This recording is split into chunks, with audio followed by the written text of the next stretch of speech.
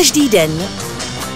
Zvedám hrnek s čajem, kartáček na zuby, svůj deodorant, fén, kabelku, mobil, laptop, klíče, Aničku, Honzíkův batoh, telefon, vodu, prádlo, žehličku, pánvičku a nákup.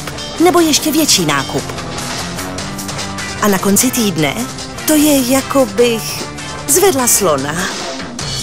Mohla bych se hodně potit. Co říkáš?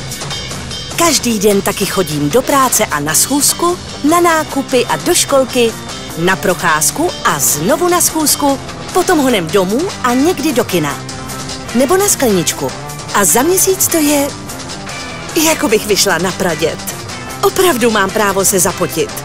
Vlastně to všechno nedělám denně, ale ráda tancuju a běhám a skáču a plavu a jezdím na kole. Pořád jsem v pohybu. A víte co? Dokážu víc. Protože čím víc se hýbu, tím lépe funguje. A ty? Jak moc jsi v pohybu? Podívej se sama.